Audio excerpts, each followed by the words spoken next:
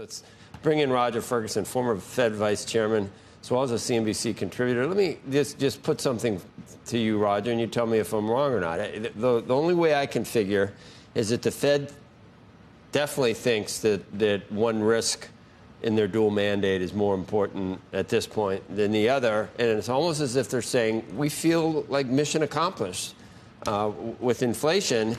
And then on the other side, they either figure, hey, why not try to keep the labor market really solid, get a lot of Americans working if we don't have to worry about inflation, or they're overly concerned that there will already be a lag in the labor market, and they indeed do see some cracks in the labor market. Which do you think it is?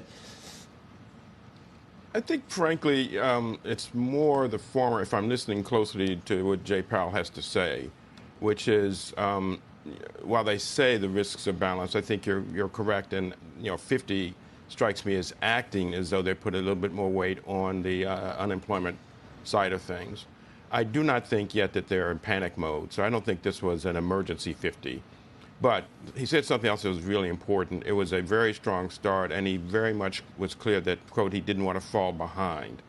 So I believe this one is a little bit more in the camp of, okay, we say the risks are balanced, but it's really the labor market that we're looking at. So far, so good, but let's jump ahead of this.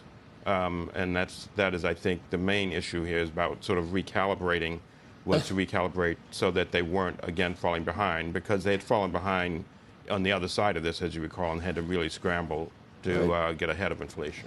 There were, in past Fed statements, there were like single words that became famous. I think conundrum was one. That might have been Greenspan. Irrational exuberance was one. Yeah, that was two. And then, but this, I mean, that was, he said, we did that on purpose, I guess, to show you how many times he actually said recalibrating.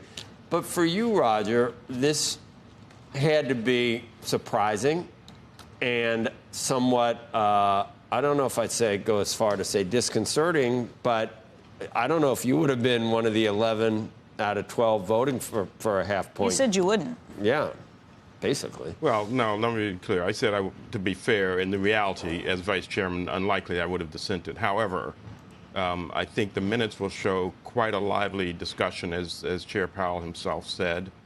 I think, recall also that there were a number of folks who had wanted to move at the last meeting. So that may have been another group that he had to really think about in terms of, had he not delivered what they wanted, he could have had some dissents on the other side. If he had come in at 25, a few might have dissented towards 50. But this was clearly a lively discussion. I wasn't totally surprised. Remember the last time we talked about it, the market and others were saying this is 50-50. So, not shocked, not totally surprised. What I did find interesting was the analysis that he gave for 50 basis points in terms of the economy basically being strong, inflation still somewhat elevated. All of that analysis could have supported 25 basis points. So I think it was not economic analysis that drove 25 versus 50, but rather market expectations and internal committee dynamics. Well, you're right. Maybe we can say, all right, for those that wanted 25 last time, now it's like we got that 25 and really just an additional 25. I guess you could look at it. I guess you could look at it that way. What was weird, Roger? Remember we saw it. The Fed futures just like it was hard to explain the jump to a favoring 50 basis points. We couldn't really point to anything. And then we got a retail sales number that seemed to go against the move for 50, and then they still did it anyway. It almost looks like, I don't know, was the body language, did it make it clear to market participants that 50 was going to be likely, and then it happened. And I still thought it was going to be, I really thought it was going to be 25. I did too. People asked me over at the gym, and I go, no, it's going to be 25. So it still was, and then we said again and again, if it's 50, don't say that it means something. But then the minute they did it, I said, wow, it might mean something. I can't help myself. Right. And I think in the press conference, Chair Powell really went out of his way to say the economy is strong, labor markets are strong, phrases like growing well. a variety of things to point out.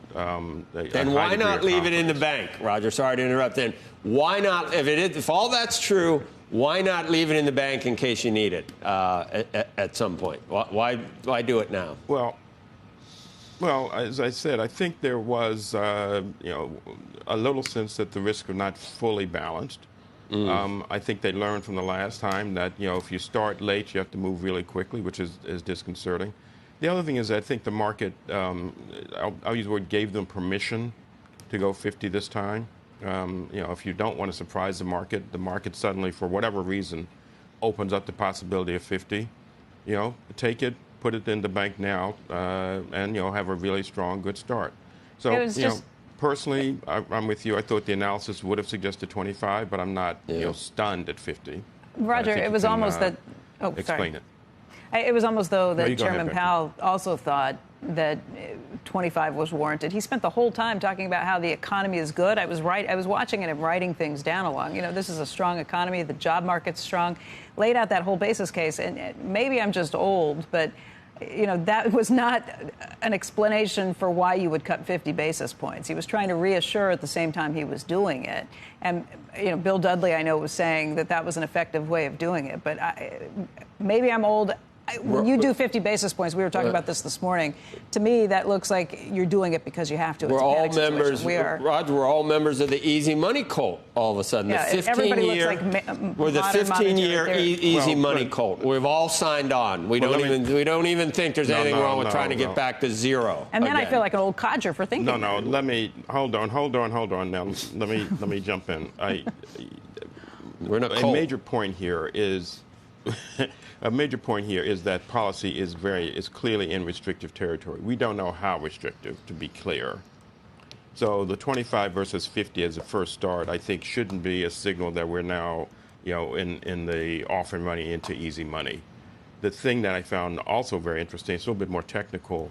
If you look to the dot points on where they think they're going to end, there's really quite a wide dispersion there. So there's a lot of uncertainty about exactly where we are. But we know we're in restrictive, and moving out of restrictive with one, sharp move to make sure you're ahead of the game. I'd give them, a little bit of room here. I wouldn't say that we're going back to zero because we clearly aren't. I think they are. They want to make sure that they are not behind the curve as they were starting off. I think the last time.